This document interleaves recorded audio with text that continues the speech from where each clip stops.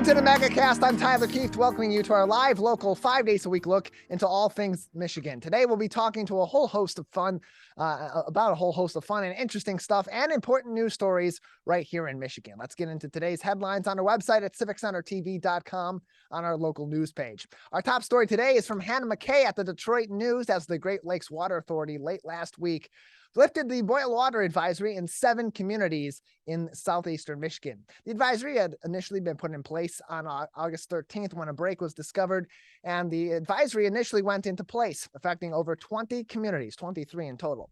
Repairs will continue on the water main as a pipe was removed over the weekend, and 48 feet of new pipe is expected to arrive on Tuesday.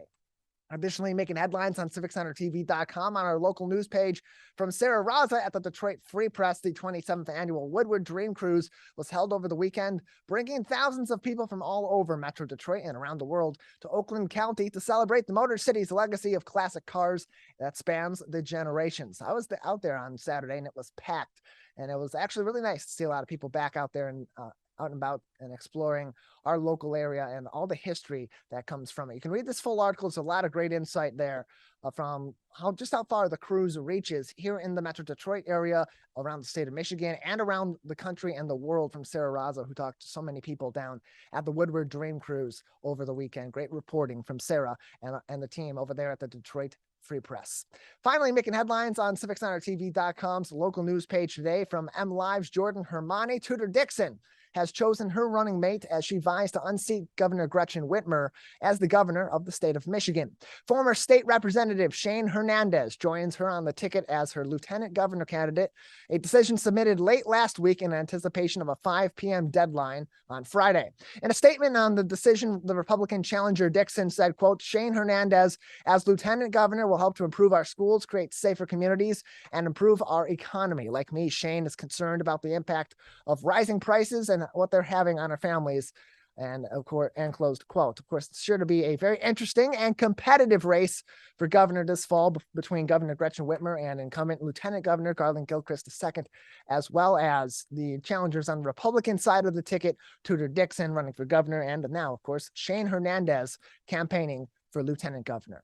All those headlines are on our website, CivicCenterTV.com, on our local news page, as well as those ever helpful links to up-to-date and accurate information on COVID-19 from the CDC, the MDHHS, and the Oakland County Health Division. We have a great program ahead on this Monday edition of the Megacast. Up next, we'll explore the psychology of going back to school. In particular, how does this affect our little ones with ADHD? This is the Megacast. Let's savor these moments, made possible by the COVID-19 vaccine.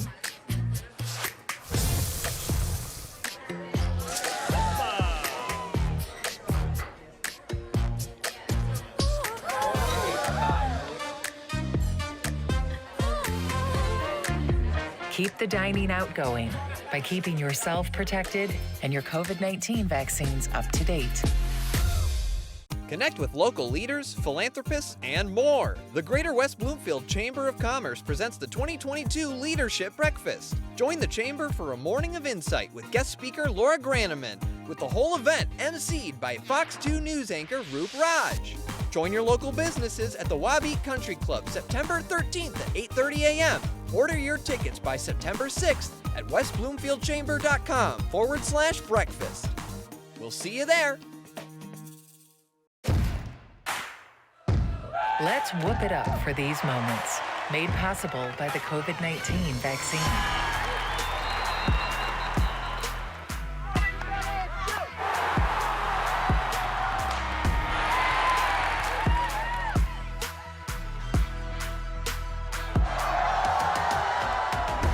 Keep the cheering going by keeping yourself protected and your COVID-19 vaccines up to date. In the face of COVID-19, staying healthy is important. And now the same is true as we face the flu. Influenza has the potential to infect millions, putting lives and the healthcare system at risk.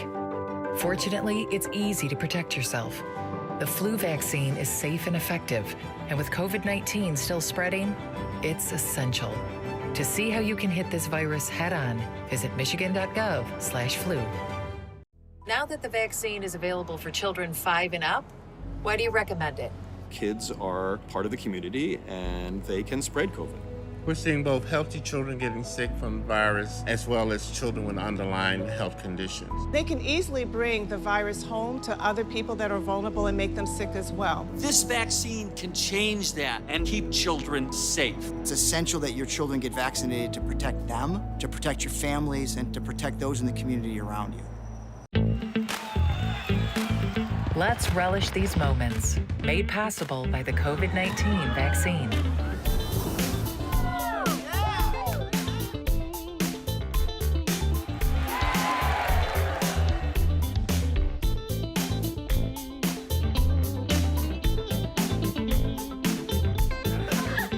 Keep the festivals going by keeping yourself protected and your COVID-19 vaccines up to date.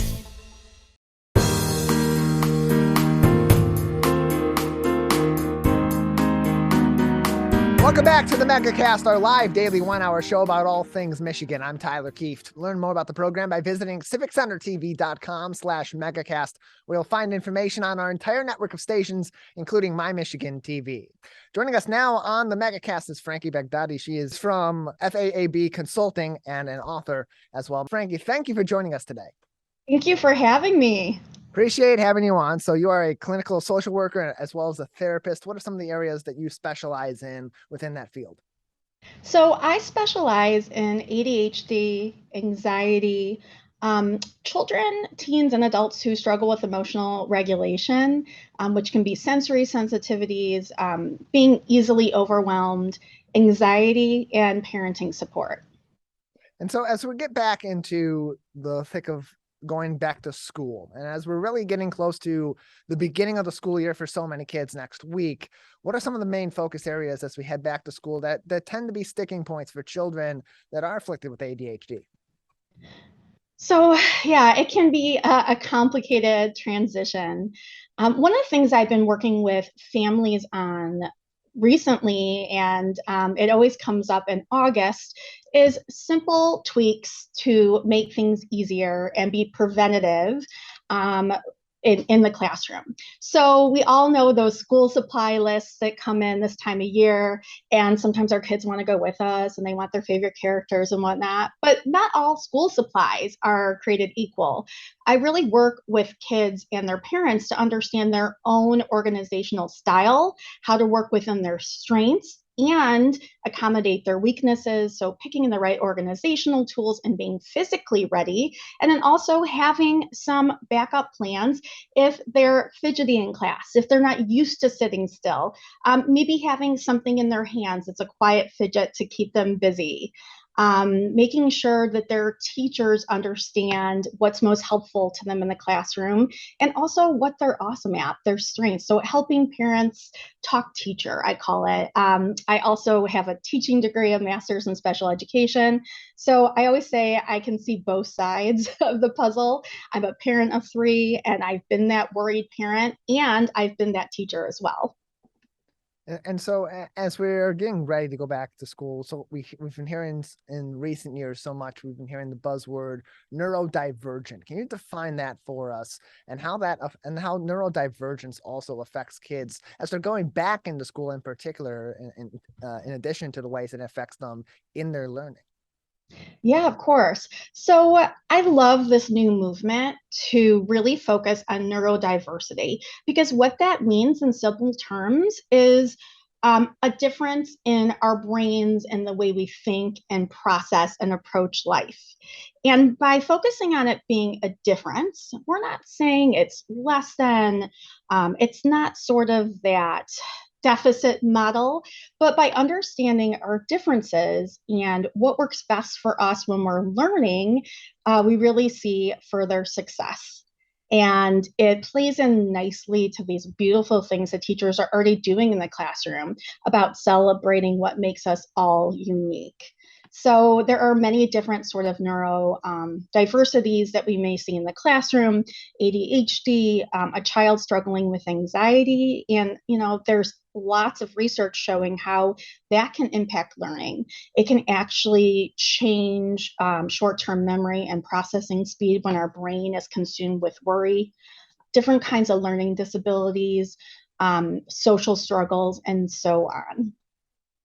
We're joined by Franki Bagdade. She is a clinical social worker and a therapist joining us on the Megacast, talking about back to school, getting into some of the context of some of our kids that are going to be more heavily affected by going back to school than others, and the ways that we can help them ease into going back to school. Neurodivergence, it is so complicated, and there's so many different sub definitions within the definition of neurodivergence. So as educators, as well as parents, what should we be more aware of as we're going back to school, especially in the context of this year, with it likely to be fully in person, but also with some of the anxieties that have been induced over the last few years of distance learning, and with school safety issues, and also with COVID-19 continuing to still be a factor? How do we address that for each individual student while not necessarily affecting the entire classroom? Yeah, that is a great question. And boy, can that be a challenge. As I said, I've been in education for 20 years. That was my first love, my first career before I became a therapist. And so I understand how complicated it can be to meet the diverse needs. And we're really in an unprecedented time. We've heard that word so much, and it fits the bill. So a lot of this, as parents and teachers, is just being aware that transitions are tough. They bring up all kinds of behavior and emotions in the best of times, and knowing that these are not typical times. Kids are going into school, and parents are sending their kids into school with different fears than they were a few years back. Yes, school violence is, it's on the media, it's out there, and it's being talked about by our kids and teens. And we're still, figuring out how to safely live with COVID-19 as much as we can. Also, we've had 3 now interrupted years of school. So all of that does pile up. It makes sense to think that our kids are behind somewhat in independent skills, organizational skills, and social skills. And part of the first step is just awareness, knowing that's going to be true. We're going to see really tired and cranky kids come home from school because it's a transition. Even those children who are counting down the days and they love school, and there's so many of them that do, are still going to go through a transition and be extra tired and show some behaviors. And in terms of neurodiversity, sometimes school is really the perfect setting for those whose brains work a little differently, because it can be very predictable and organized, and it can be just a wonderful environment for them. So how do we accommodate those who need accommodations while making sure we're supporting the whole classroom? A lot of teachers are doing wonderful things with choice. So helping kids and teens recognize how they learn and how they best present what they learn, and giving choice, and helping them to work together as a team, knowing their different strengths and weaknesses. So I always say that whatever a teacher is doing in the classroom to maybe support the couple of students that they know have a disability, it ends up supporting the whole entire community by just bringing awareness to how we learn and what we need. And so, Franki, as with that in context for the teachers, what about for the parents as well? Because for many parents, they may not know that their kid is neurodivergent, that their kid has a learning disability until there's a diagnosis, and they may not understand what they should be looking for to maybe get their kids diagnosed. So let's start with that. What should they be looking for in their kids that may signal to them, I might want to get my kids checked out by a professional and see if maybe they have a neurodivergent condition that needs to be properly addressed so they can learn at their best rate, and also so that they're not so stressed out from the context of school or other situations?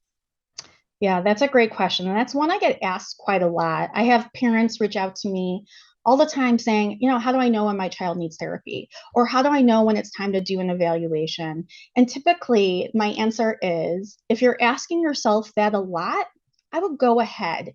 There's typically no downside to having a therapist, a nice relationship with someone, a great listener, really a professional listener for your child. And I find that a wonderful evaluation just gives us more information about our kids. We always say those kids don't come with instruction manuals. And having a different set of professional eyes on your child will help you understand them a bit better.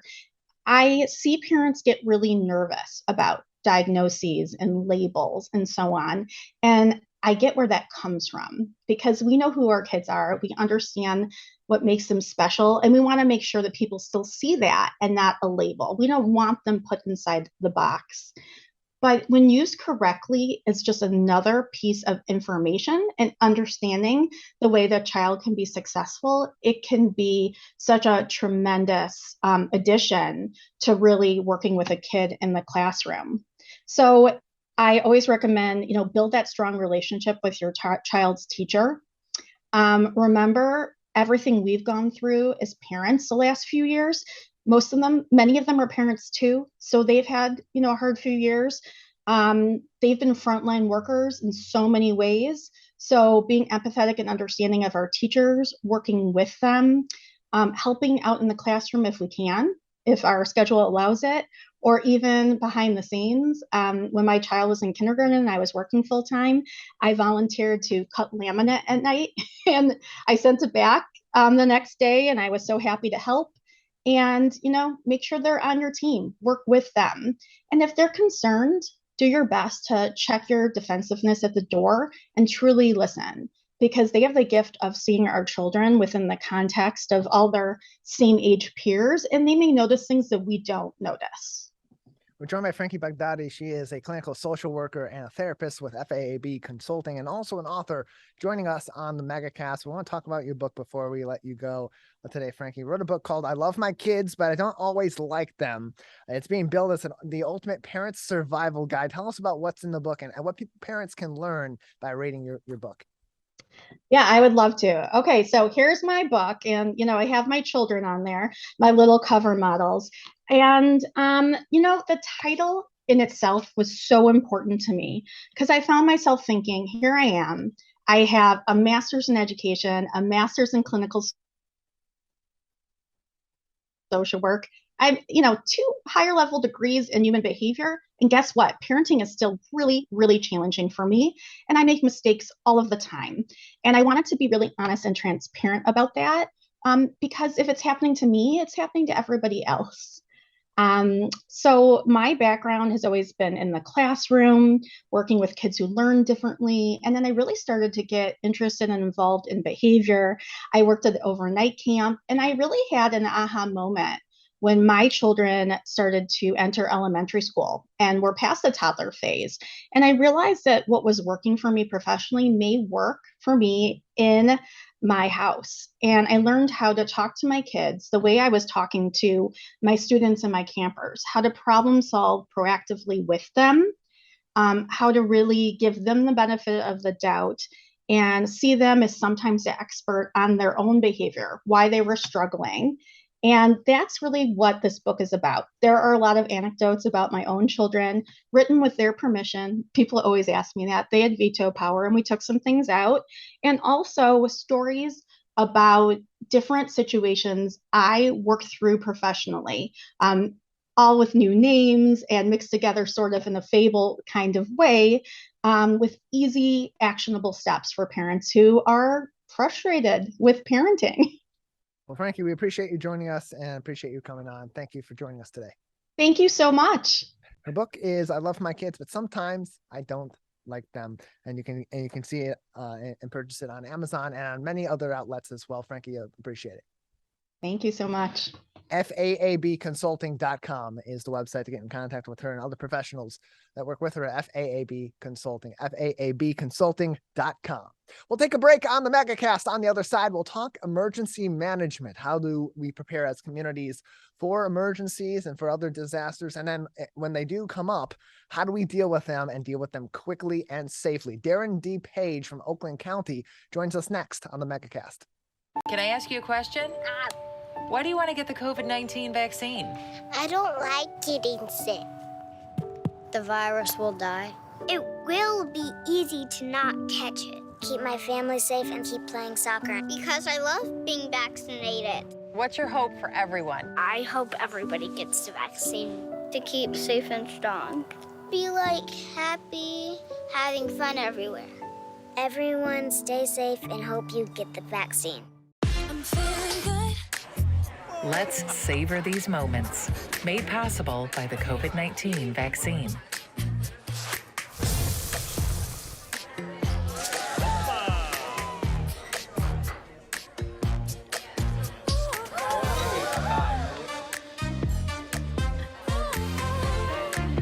Keep the dining out going by keeping yourself protected and your COVID-19 vaccines up to date. Connect with local leaders, philanthropists, and more. The Greater West Bloomfield Chamber of Commerce presents the 2022 Leadership Breakfast. Join the Chamber for a morning of insight with guest speaker Laura Graneman, with the whole event emceed by Fox 2 News anchor Roop Raj. Join your local businesses at the Wabeat Country Club September 13th at 8:30 a.m. Order your tickets by September 6th at westbloomfieldchamber.com/breakfast. We'll see you there.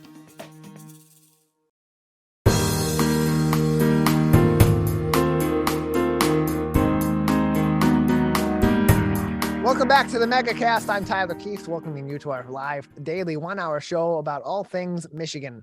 Learn more about the program by visiting our website on civiccentertv.com/megacast, where you'll find information on our entire network of stations, including My Michigan TV. Joining us now on the Megacast is Darin D. Page. He joins us as he's the Homeland Security Specialist in the Emergency Management Division at Oakland County and is with us on the Megacast. Darin, thanks for being with us today. Good morning, Tyler. Thank you. Appreciate having you on. So for those that may not be familiar with the Emergency Management Division of Oakland County, what do you and your team over there work on, and what are you specifically focused on as the Homeland Security Specialist? In short, our office helps communities prepare for, respond to, and recover from the worst days. Tornadoes, natural disasters, school shootings, unfortunately, as we're well aware of now in this county. Other disasters that overwhelm a community's resources. Citizens in other states like Florida, California, Arizona, we're well aware of their local and state emergency management offices just because they deal with very large disasters on a regular basis. So a lot of people in Michigan aren't aware of what emergency management is or does. So on the county-wide level here in Oakland County, what does that look like in terms of preparing for addressing these disasters? Because in some cases they are disasters that we may be able to prepare for in advance, such as a large storm that could inflict a lot of damage on the area, but others are those that are typically surprises. You mentioned school shootings, you mentioned acts of terrorism, or other emergencies that may pop up. So what does the county do to consistently be prepared for those different incidents? Because as time goes on, the context with which those best reactions can be put forth can change. Yes, we in the preparation phase, we focus a lot on training and mitigation. Myself and one of the other specialists here in the office, we spend a lot of time training both first responders and local residents in the community on how to respond to systems that we use during the response and how to deal and prepare for those things. The mitigation aspect, another member of our office helps coordinate a lot of federal grants that come after a disaster that will be applied to preventing a next disaster. Things that would, for instance, large drainage projects that would prevent flooding next time, or even training for schools and institutions and or hardening their security, fences, locks, doors, that sort of thing. All of that goes in the prevention phase. How much in that regard, and as much as I would rather not talk about school shootings, it's the context that we have to be speaking on, especially because of recent events here in Oakland County on November 30th of 2021 at Oxford High School. That unfortunately happened in our local area, but it also happened to be a learning experience because it's something that happened right here in our local area. So for Oakland County, knowing that that's a context, and we've seen so many mass shootings across the country, how does that reinform the way that the county's emergency management division, and particularly your team at the Homeland Security subdepartment, addresses those sort of issues such as school shootings or even acts of terrorism and mass shootings? First, I want to emphasize that while we spend a lot of time and energy and resources focused on it, it's still an extremely rare event. You're more likely to be struck by lightning than you are to be involved in any kind of active assailant attack. Yes. Far more often they happen in commercial spaces. Those don't get nearly as much attention as it does, obviously, when a school is the focus. Anytime children are the focus of the attack. So it does require a lot of our resources, our attention. So in addition to the preparation phase where we help train and coordinate activities beforehand, we'll be heavily involved in the response phase, help coordinating the different resources that the community is going to need, and then even more so the recovery phase. In Oxford, for instance, I was sent out to Oxford for about 6 weeks afterwards to act as a liaison for the community and our emergency operations center here in the county, and also to just help coordinate all the different cities, villages, and townships, agencies, police departments, fire departments that were involved, and then help coordinate all the resources out there at the federal and state level and help make sure they get to the people that need them, both the direct victims of the violence and the communities themselves. So we spent a lot of time out there doing that in our entire office. And for instance, we did not create or set up the recovery center that is now out there. However, we spent a lot of time coordinating, making sure those funds went to the right place, helping them find a place to rent, to space to be in, that sort of thing. We devote a lot of our time to make sure that the recovery aspect itself is, and we learned a lot out there too. We had obviously prepared for such a disaster. However, once we've gone through it now, we've learned a lot now that we're ready to share with other communities that may face that same problem in the future. We're joined by Darin D. He's the Homeland Security Specialist in the Emergency Management Division of Oakland County, joining us on the Megacast. You can learn more information by visiting oakgov.com/emergency-management, oakgov.com/emergency-management for more information from the Emergency Management Division at Oakland County. Darin, I would imagine your team had played a pivotal role in the county's response initially and throughout the COVID-19 pandemic. Can you tell us some of the ways that your department played a role in the county's response to COVID-19 and assisting our local communities as well, addressing it on the hyper-local level? I'll say our a lot, even though at the time I was still a West Bloomfield police sergeant. I had not retired yet from that position. In September of 2020, I transferred over, retired from the police department and started working here at the emergency management. However, I was well aware as a customer on the other end of what emergency management did here at the county level. First and foremost is getting the process started, that disaster declaration. That sounds like a piece of paperwork that's not that important, but it's something that has to happen very quickly. It allows federal and state resources to be deployed in any kind of disaster. COVID-19 was the largest disaster hopefully we'll ever face in this country. And then of course, it then acted as coordinating center to get all sorts of resources, and resources are the biggest thing. Our emergency operations center was open, our county emergency EOC. The EOC really is trying just to make sure our local communities have what they need to deal with it. We also help our health department organize their activities, do some strategic planning, think out over the horizon of what's going to happen. But one of the biggest things was the PPE warehouse that we do maintain. Early on in the disaster, our purchasing agent for the county very quickly and brilliantly was able to obtain large quantities of PPE to make sure our cities, villages, and townships all had exactly what they needed to get through.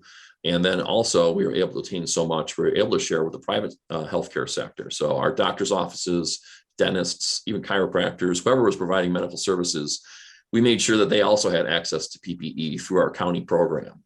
We distributed to everybody. We just recently wrapped up the private sector healthcare support.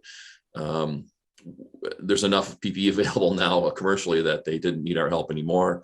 However, we've got a large request to continue that. So we may look at that again and reopen that whole PPE distribution to the private sector. But we're continuing to support not only our county government, but all our cities, villages, and townships with what they need. And these aren't always major large-scale disasters or outright tragedies that are being dealt with on the emergency management front from your team in Oakland County. This can also just be little emergencies that pop up from normal wear and tear of communities, such as recently we had that water main outbreak that affected 23 communities in southeastern Michigan, including a few right here in Oakland County initially. What role did Oakland County play in these specific communities, working with the Great Lakes Water Authority and other institutions to immediately respond to that water main break, get the word out about what needed to happen, and as well respond to that incident to protect the people of Oakland County? That's a great example. Like you said, they're not overwhelming the entire county most of the time. Most times affecting just a few of our communities, or even one, in this case, Rochester. The east half of the city of Rochester was most heavily impacted.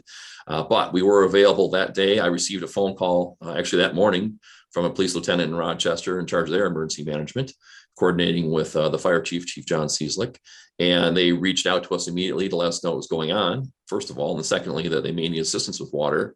Our team sprung into action, and our on-call specialists here coordinated with our warehouse. We were able to deliver to them 7 pallets of water the same day because we maintain pallets of water in our warehouse just in case of an emergency. And then immediately start coordinating with the state to get larger supplies of water in that started the next day. We were able to receive that water and distribute it to not only our community, but to surrounding counties that don't operate warehouses. We were able to coordinate with Michigan Task Force 1 to deliver those supplies, not only to us, but Macomb, I believe also St. Clair County, some of the other counties that were impacted, and get that out there. And that's not our first water emergency. Obviously, as the residents of West Bloomfield and Farmington Hills well know, the 2 water main breaks on 14 Mile Road over the past 5 years or so. Again, those were large scale in the fact that 300,000 to 400,000 citizens in Oakland County were impacted, but most people were able to continue their day-to-day life with boil water advisories or just having to have supplemental water. Joined by Darin D. He's a Homeland Security Specialist at Oakland County's Emergency Management Division, joining us on the Megacast. You can find more information and keep up to date with emergency management at Oakland County by visiting oakgov.com/emergency-management. That's oakgov.com/emergency-management for more information. Darin, there's only so much that can be done from our local government or even government in general to address some of these disasters. Some of that onus needs to be on us individuals in our own homes, in our own lives, to be prepared for whatever situations may come up in our local area. What advice does the Emergency Management Department in Oakland County have on a general level for those at home that may be watching or those on the road that may be listening at this time, and in terms of ways that they can help prevent disasters in the local community, but also ways that they can react themselves to keep themselves and their immediate local area safe? Well, thank you for that, because that is a big focus of what we do, helping individuals prepare also, not just having a plan and the necessary supplies to survive 24, 48, 72 hours without your normal sources of logistics, everything you need to get by on your daily basis. But more importantly, maybe most importantly, we want to get rid of the misnomer that the federal government, the FEMA, is going to come in and make your life whole. More than anything, as much as you can afford, and it's harder, obviously, for people who are struggling on the edge of the income, but private insurance is what you really need to do. You really need to purchase as much private insurance as you can possibly afford. After a disaster, a lot of people have the belief that FEMA is going to come in and rebuild their homes, and that's not really FEMA's focus. FEMA's focus is rebuilding communities, making sure that true disasters that really overwhelm a community are dealt with so that the community can go on the next day and get back to a new normal. When FEMA does provide individual assistance for homeowners affected by floods, by tornadoes, more often than not, it's just a few $1,000s, enough to get the home to be livable, to be able to move back in. A lot of times people think that they're going to replace carpeting and drywall and personal TVs, that sort of thing. Very rarely does FEMA support do that. It really just makes it sure that the home is stable, livable, and you can get back in. So before people go depending on FEMA to come in and remake them whole, I would encourage them as much as they can afford. Go ahead and get that homeowner's insurance, car insurance. And it doesn't sound sexy and it doesn't sound exciting, but if you ever have a disaster happen to you, that call to your insurance agent will do more for you than anything any of us in the government can do for you. Well, Darin, appreciate your time. Anything else for us before we let you go today? No, just thank you for the opportunity. Not many folks, like I said, Michigan know what emergency management is all about because we're one of the safest states in the union. But when it does happen, just know that we're here to support you 24/7, 365. We are always working, and we are always ready to come out and help you and your local community. Darin Page joining us on the Megacast, Homeland Security Specialist at Oakland County's Emergency Management Division. You can keep up to date on more information from Oakland County Emergency Management on all levels of what they do on a daily basis, as well as some advice from them on a number of different emergencies and preparations you can take in your own life by visiting oakgov.com/emergency-management. That's oakgov.com/emergency-management. We'll take a break on the Megacast. When we come back, we'll talk about the ongoing road projects here in Oakland County and how they're going to continue to affect you as we go through the rest of this summer and through the fall. Craig Bryson from the Road Commission for Oakland County joins us next on the Megacast. Let's whoop it up for these moments. made possible by the COVID-19 vaccine.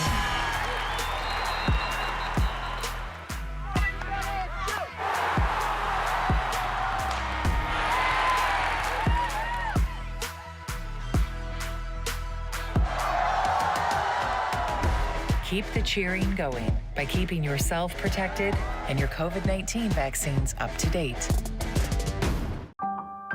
In the face of COVID-19, staying healthy is important.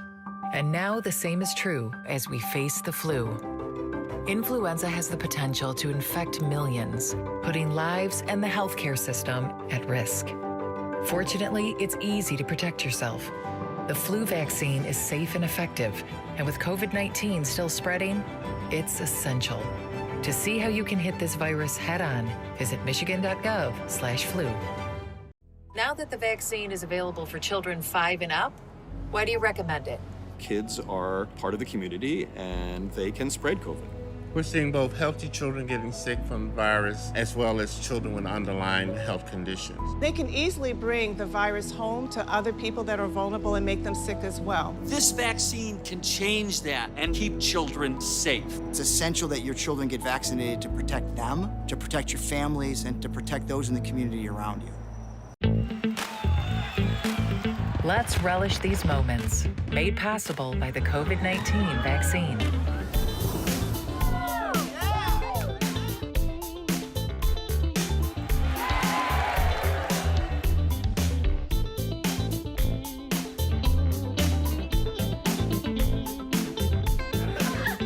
Keep the festivals going by keeping yourself protected and your COVID-19 vaccines up to date. Can I ask you a question? Why do you want to get the COVID-19 vaccine? I don't like getting sick. The virus will die. It will be easy to not catch it. Keep my family safe and keep playing soccer because I love being vaccinated. What's your hope for everyone? I hope everybody gets the vaccine to keep safe and strong. Be like happy, having fun everywhere. Everyone stay safe and hope you get the vaccine. I'm feeling good. Let's savor these moments, made possible by the COVID-19 vaccine.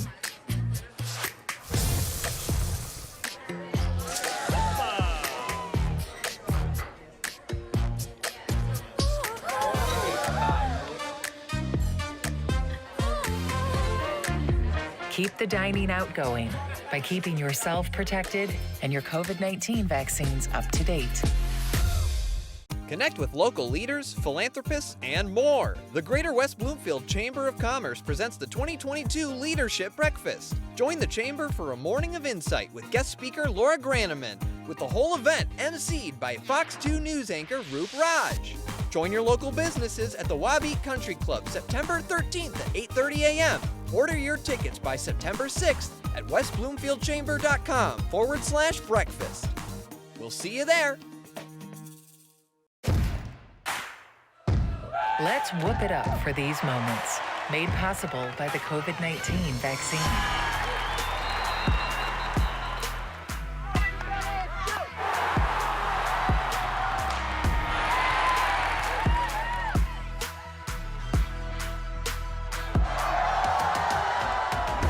Keep the cheering going by keeping yourself protected and your COVID-19 vaccines up to date. In the face of COVID-19, staying healthy is important. And now the same is true as we face the flu. Influenza has the potential to infect millions, putting lives and the healthcare system at risk. Fortunately, it's easy to protect yourself. The flu vaccine is safe and effective, and with COVID-19 still spreading, it's essential. To see how you can hit this virus head-on, visit michigan.gov/flu. Now that the vaccine is available for children 5 and up, why do you recommend it? Kids are part of the community and they can spread COVID. We're seeing both healthy children getting sick from the virus as well as children with underlying health conditions. They can easily bring the virus home to other people that are vulnerable and make them sick as well. This vaccine can change that and keep children safe. It's essential that your children get vaccinated to protect them, to protect your families, and to protect those in the community around you. Let's relish these moments, made possible by the COVID-19 vaccine.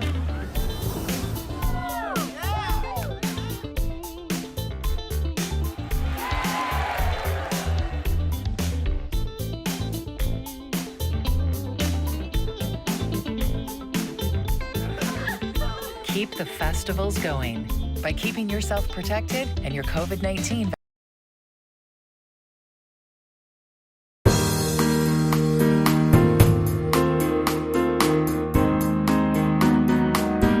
Welcome back to the Megacast, our live daily 1-hour TV, radio, and streaming show about all things Michigan. I'm Tyler Kieft. Learn more about the program by visiting civiccentertv.com/megacast, where you'll find information on our entire network of stations, including My Michigan TV. Joining us now on the Megacast is the Senior Communications Manager for the Road Commission for Oakland County, Craig Bryson, joins us by telephone on the Megacast. Craig, thanks for joining us today. Thank you, Tyler. Glad to be here. Appreciate having you on. So there's a lot of ongoing road projects here in Oakland County. Many of those are occurring in pretty major thoroughfares for some of our communities. Locally, where our broadcast originates in West Bloomfield nearby, the Cass Lake Road closure is heavily affecting those in Keego Harbor and in areas like Waterford and parts of even West Bloomfield. It's Cass Lake Road from Cass Elizabeth to Orchard Lake Road. That was delayed until August 15th, till a week ago on Monday, when it was supposed to start earlier than that. When was the decision made to delay that project? What was the delay caused by, and what does that mean for this construction project? Right. The delay was the result of the contractor not having proper signage up ahead of time to comply with all the requirements. We require that they post signs letting people know that the road will be closed and what the detour route is. And they were not in compliance with that. They have now complied. They put up all the signs. The previous delay was they weren't ready to start yet. So it is now going, and the completion date has not changed. So we expect them to be done in late September. Good to know on that one. Also, Orchard Lake Road has been under construction between 13 and 14 Mile for a while with a new roundabout at the strip mall with Marshalls. Can you tell us the progress on that project and when we can expect Orchard Lake Road to be fully reopened, or at least partially reopened on both sides? Yeah, that project is actually coming along great. I actually just saw some aerial photos of the whole section, and the roundabout looks great. All the concrete is down for the new roundabout. Much of the rest of the concrete is down for the part where we're putting in the new road. It's coming along very well, but it is a major project, so it's still going to be late November before the whole thing is back open again. But as we've talked about before, once that opens, that'll be a massive improvement for that section of Orchard Lake Road. Other construction projects ongoing in Oakland County: Maple Road from Rochester Road to DeQuinder. Can you tell us about that project and why that is necessary in that area of the county? Absolutely. So that is a resurfacing project. The pavement condition had deteriorated, and we actually did not expect to be able to do that project till next year. We found some additional revenue. We were able to work with the contractor who had done the segment to the west of that, got them to agree to hold their prices, and they were able to get that going this year. So we're pretty excited that that's a project that'll be done 1 year earlier than we had previously hoped. Be a beautiful brand new surface there that'll last us a number of years. So that was a bonus project for us this year. We're joined by Craig Bryson, Senior Communications Manager with the Road Commission for Oakland County on the Megacast. You can find more information from Oakland County's Road Commission by visiting rcocweb.org. That's rcocweb.org, including some emergency alerts related to traffic and other construction projects in Oakland County. More information on those ongoing construction projects, as well as career opportunities with the Road Commission for Oakland County. rcocweb.org is the website. Another project going on in northern Oakland County: Rochester Road from Tenkin to Lakeville. Can you tell us about that project, how that's coming along, and what that will add for people in northern Oakland County? Yeah, that's a huge stretch. I think it's about 9 miles long. We're doing a resurfacing there, so it'll be a brand new smooth surface that, again, will get us a number of years of much better road. We're not adding any lanes, just a new surface there. And that one will be done in about October 14th, mid-October roughly. It's a relatively simple project as far as putting down new asphalt, but it's just, as I said, it's such a long section. It'll take us some time to get that done, but be a beautiful new road when it's done. In the West Bloomfield, Kiko Harbor, Orchard Lake, Sylvan Lake area, we're also seeing part of Orchard Lake Road between Cass Lake Road and Middle Belt also starting to have some barrels out there, some rerouting being done on that road, some lanes being closed. I would assume that is for the restructuring project of Orchard Lake. Is that underway, and how long can we expect for some of these delays to be in process while that construction is ongoing?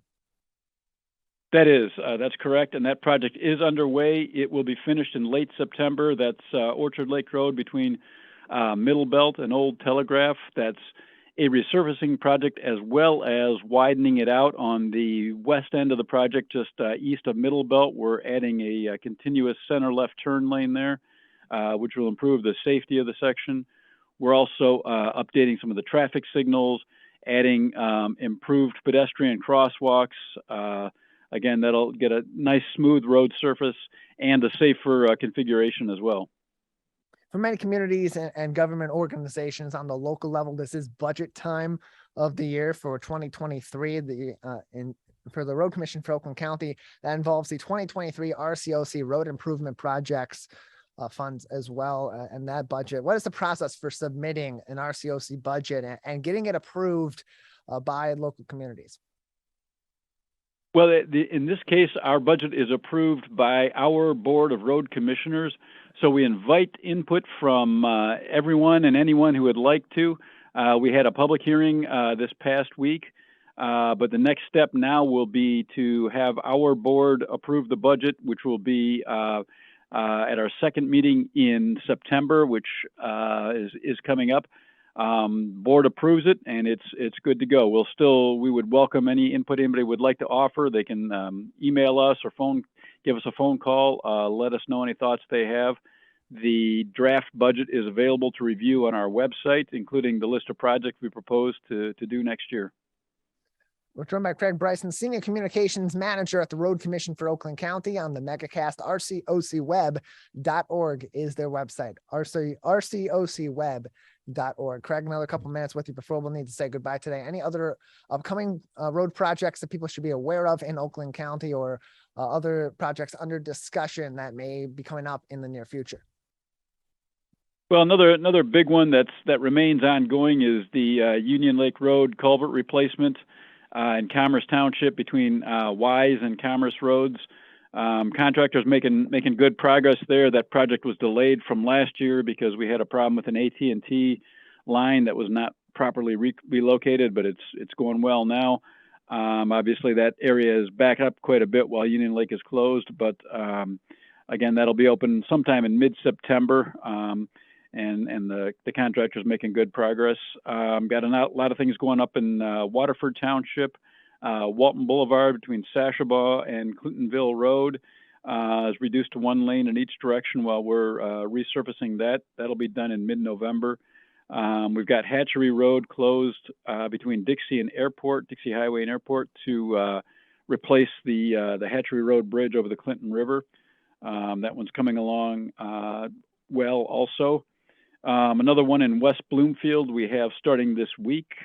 Green Road will close at Orchard Lake Road on Wednesday, and that'll be through the end of August to replace some concrete slabs on Green Lake at the approach to Orchard Lake Road. So a lot of work going on. We're getting a lot of roads fixed this year.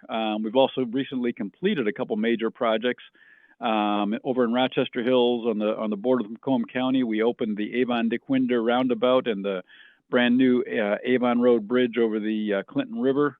In Lyon Township, we just completed the 8 Mile Road Curry roundabout on the Washtenaw County border there. 9 Mile Road at Curry is closed, and Curry Road between 8 and 9 is closed while we pave the gravel road and build another roundabout at the 9 Mile Curry intersection. So that's some exciting stuff over there as well. Well, Craig, appreciate it. Thanks for telling us more about some of these projects and previewing some things that are also coming up in the next few days, weeks, and months. Appreciate it. Thank you, Tyler. Appreciate the opportunity. rcocweb.org is the website for more information. That is going to do it for this edition of the Megacast. You can keep up to date on all of our programs and find us on demand, as well as learn more about all of our partnering TV, radio, and web outlets that join us Monday through Friday, live to tape, 10 a.m. until 11 a.m. on our family of stations by visiting civiccentertv.com/Megacast. In the meantime, more great original programming coming up across our network, and we'll return on Tuesday with a new edition of the Megacast.